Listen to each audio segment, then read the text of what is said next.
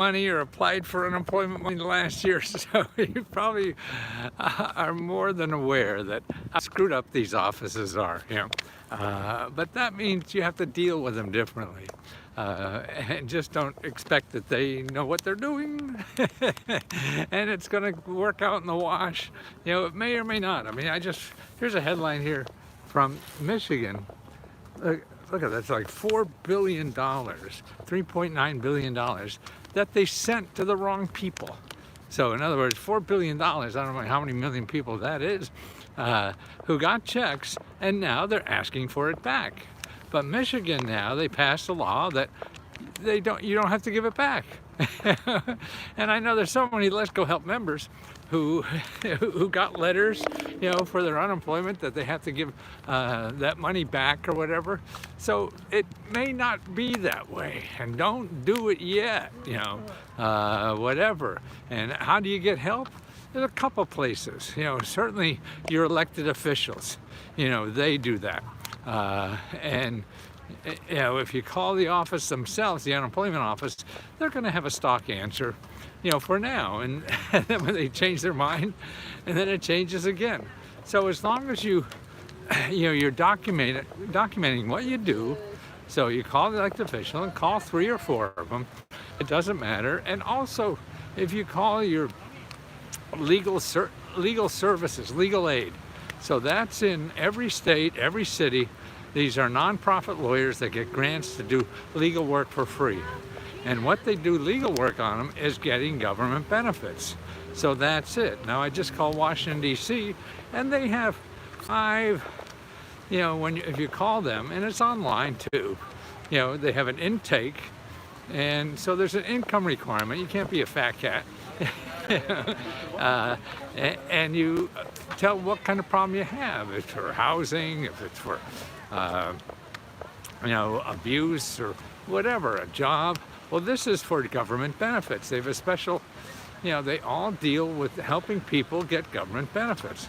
So something like this, they're going to know because they have the insides on all of this. They deal with it every day. And so that's why, you want to get people who know, not people on the internet who may or may not know. And we're selling you something and want to get your attention. Heavens, they really do that? You mean there's gambling in those casinos? So you want to go to people like that are really connected inside the government, and you have access to them because we live in what we call a democracy. It's a little dubious sometimes, but we try. And you have access to it just if you had $1 million. It's just going to take you longer. So if you have money you want to pay a lawyer, that's fine. But you don't have to. And you don't have to go and not challenge what's happening. It's their mistake. It's not yours. And that's what Michigan said. Florida. There's so many states that are all screwed up. Also, you could still apply for unemployment benefits under the stimulus package stuff, even though it's over. I don't know if you have to be still unemployed or not. All the states are probably different, but you could still apply because if you weren't eligible for normal unemployment, a lot of people didn't apply for the extra unemployment. But if you weren't eligible for the regular unemployment, you still could have applied for the extra. So that's somebody making a little money on the side or something like that. You would have been eligible, and you could get that retroactively too. So even today, they don't even hand out new money, but I mean, every state is differently, so you have to check different on that, how to get that back or not. Or something you didn't apply for. It doesn't hurt to ask. Doesn't hurt to make a few phone calls to make sure. Just don't trust one answer. There is no single answer to everything. I mean, we have a Supreme Court that I suppose are the smartest lawyers in the world, and half of them can't agree with the other half. So the law is really, there's not one interpretation of the law. And so that's why, you could use it to your benefit. And that takes some effort, and everything takes effort in life. So that's why you have to know where the levers are. If you put an appeal into the unemployment, that's normal. What you would do is go to, if something doesn't happen, and they know. I mean, like I just looked on the DC unemployment, and they have an appeal process. So every time you are told no, you should automatically appeal. That is not, that's the best way to get things. You don't have 100% chance of getting it, but about a third. So you have a third of a chance of getting that money after they say no. And the SBA is doing that now for their grants. They want you to appeal because they want to get rid of that money, to tell you the truth. That's what I would think. They have so much and they're going to lose it very soon. So they don't want to lose the money. They want to help people because that's their job. So they want to get as much money out there to people. So people say, yeah, the SBA helped me. Yeah, the government helped me. And, they have to worry about people cheating. And that's coming out a lot. There's so much money. It's amazing. There isn't more in my mind. There's just so much money going out the doors that people don't know about. And the government's not really set up to handle this much money. And that's really the important thing to realize. Oh, I don't know, my battery just keeps going quickly. So let me see if I can get this in here. Sorry to be a little annoying here.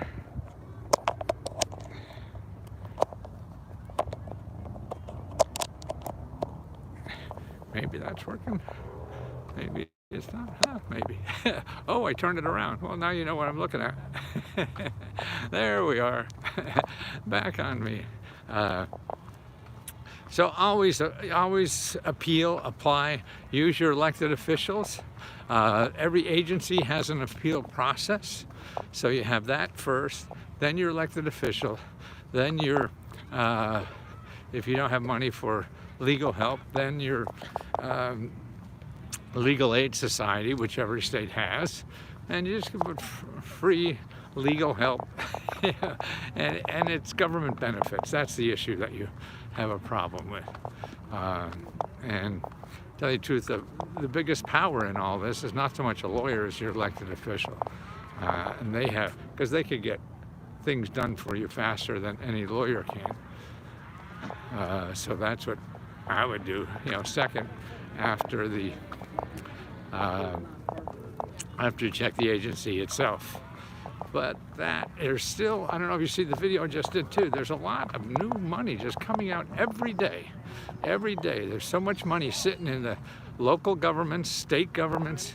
I just tell you about I forget where the college is, they're giving out $10,000 a piece to every student in the college. They have so much money to give out from the CARES Act, which was a year or so ago, that they're still sitting on. San Diego is giving out $5,000 to 1,000 businesses, small businesses in San Diego, and that's the kind of stuff that's still going on, and it will be for many, many months to come. And the Biden thing coming out soon is really all about your career and long term and health care. And I just read data where our country, of all the developed countries, so we're not comparing it to Afghanistan or something like that. Developed countries like us, European countries, Canada, things like that. So people like us, they all live an average of 5 years longer than the people here. You hear that? So if you want to live longer, move. See that wonderful Washington Monument? If you want a longer life, man, the data says move. Any other developed country, you'll live 5 years longer. And at my age, that's important. That means, do I have 10 more years? Or 15 more years, sorry. And that's, 5 years could be a 50% increase in the life I have left, So that's important to know, and that's why healthcare in this country, if you're rich, it doesn't matter, but most people are not, and there's fewer and fewer that are, it seems to me, and they're the ones that need help, healthcare, help, all kinds of things, and it seems that even both parties are really aiming too far at the rich. I mean, like now, the money to pay for childcare, I mean, that goes up to $300,000-$400,000. What the hell do they need money for that for? It's just crazy. Yeah, I don't know. It seems that you must have priorities. Sure, you could spend a lot of money on a lot of things, but we got to prioritize, and particularly our neighbors that are hurting a whole lot, and they seem to be the ones that need help from us as a community, which we decided we'll have the government make those kind of decisions, or nonprofits and stuff like that. And that's what I concentrate on, is trying to show people those programs that are government and don't advertise, or nonprofits and don't advertise. It's a busy day down at the mall here. See ya? Oh man, look at over that way. Maybe I'll get you around here. See all the people. That's the African American Museum, and that's a line of food trucks. And that's traffic. You've seen traffic before. I mean, this is like old times. Look at all that traffic here. Yeah. Man, we're behind the White House. Is where we are. This is called Constitution. I keep forgetting. Independence and Constitution. They're two big streets, and I mix them up. I wouldn't. Yeah, a gun to my head, I still wouldn't be able to tell you which is which. See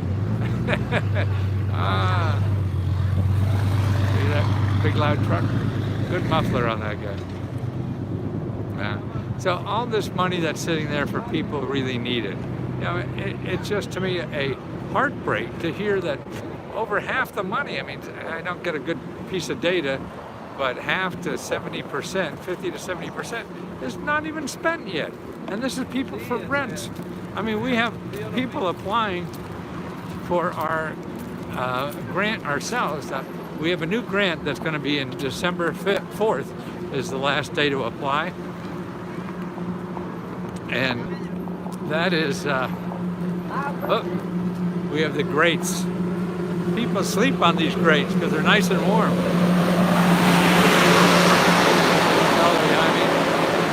Somebody laying on the grates because they're warm. When I first came to town, some people, like in the middle of the night, say, "Oh my God!" I go with the policeman, and everybody just said, "Oh yeah, okay, thanks," kind of thing.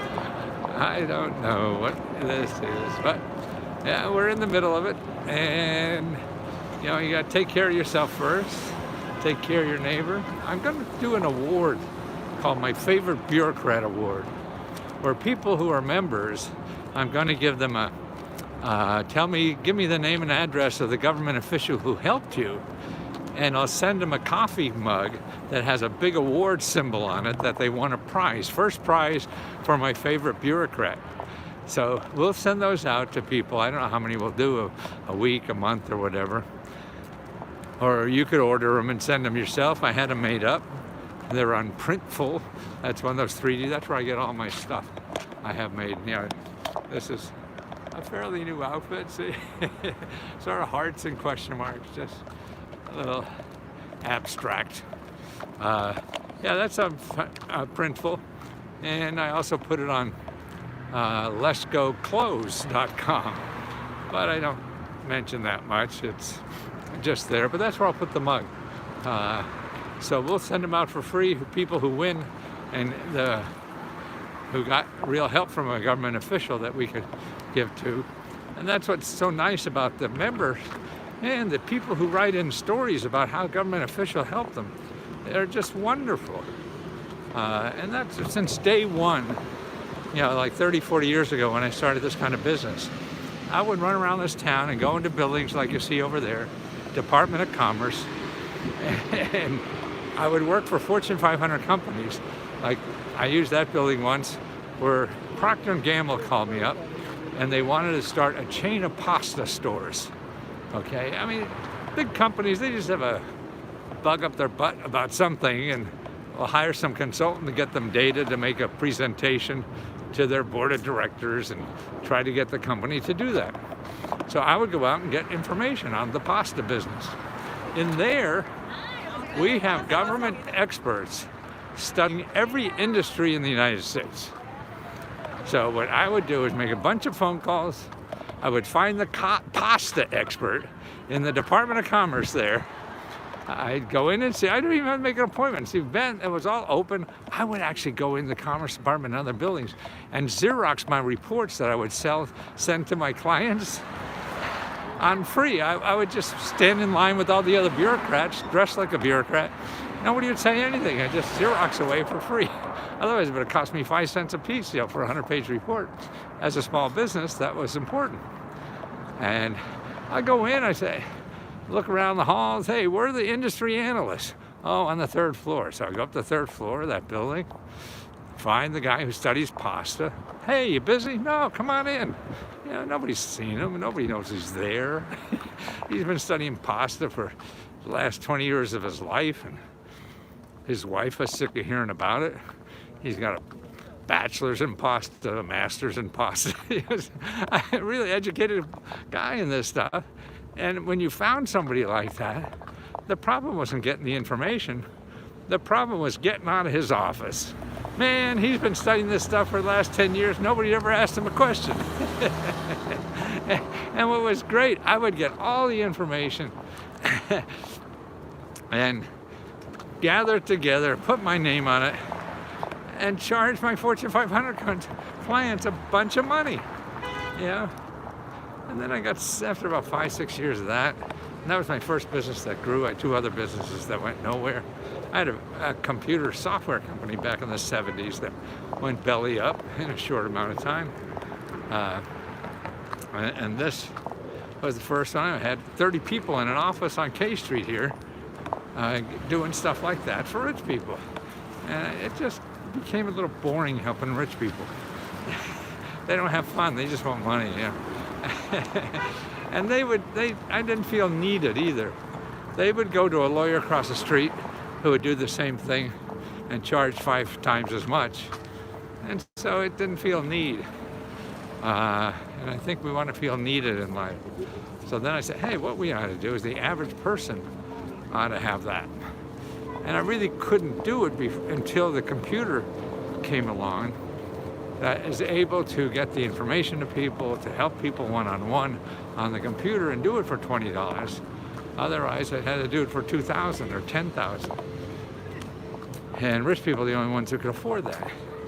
So I'm very pleased that I found a way to help the average person to take advantage of the same stuff every millionaire in this country uses.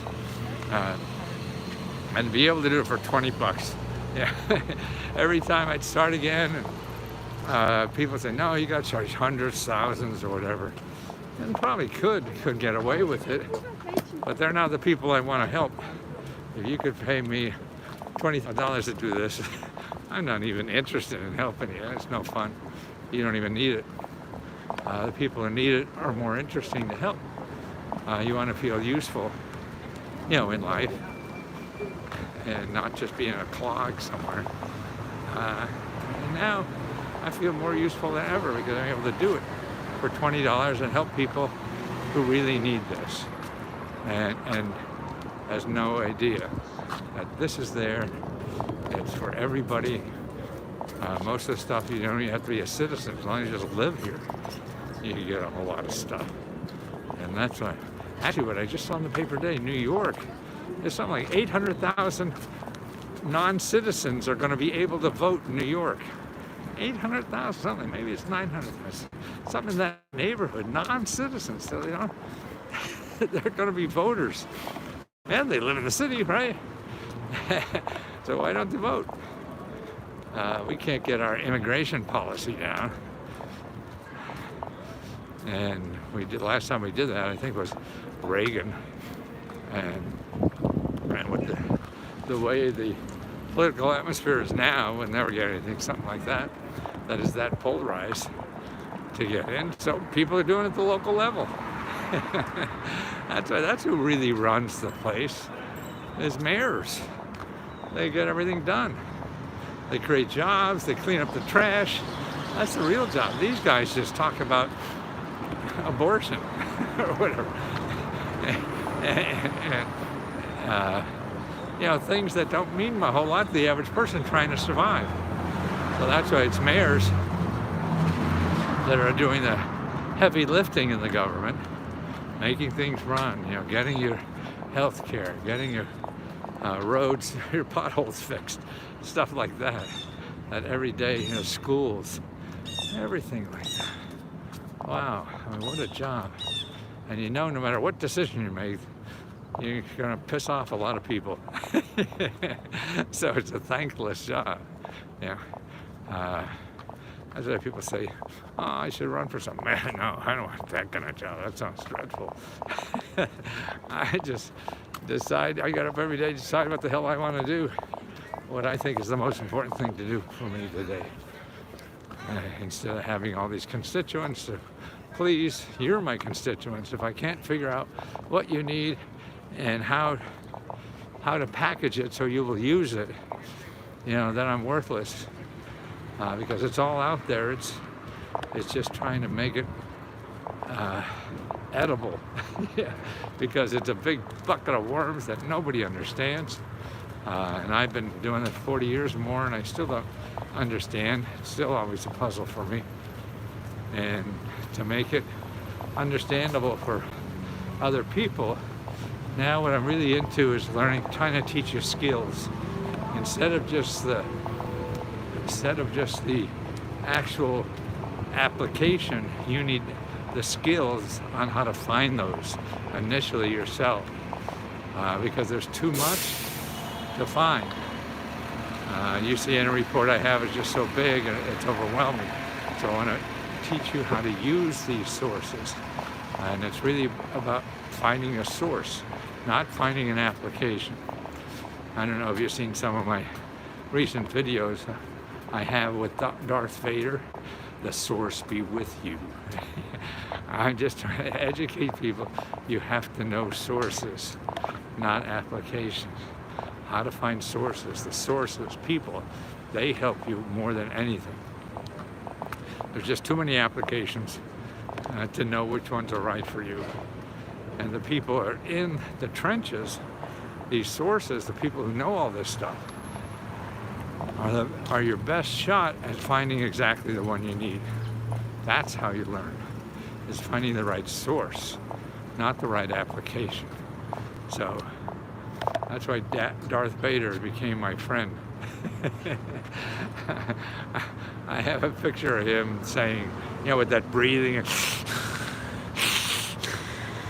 and then saying, the source be with you. A Star Wars thing. Darth Vader, I don't think ever said that. Because he's a bad guy. And I think the source is supposed to be a good thing. But people beeping. That's just been such a great life I have right now. It's the best I've ever been, the happiest I've ever been, most fulfilling I've ever been in my life. And it's because of the closeness of you guys that I can please you better, I can help you better with the technology that we have. And I studied computer science. I taught computer science back in the 70s. That's right, 70s, when the computers were as big as my kitchen. So I always knew there were things in there, but until recently did it really help as much as it does now. So let me go. I got more to go back and finish my walk. Gonna have Turkey Day tomorrow with my youngest boy, who has a child about a year and a half. And we got a lot of people coming over to his house. I go to his house, which is only like a mile away, so I could walk. And I guess we spread the virus or something. Talk to you later.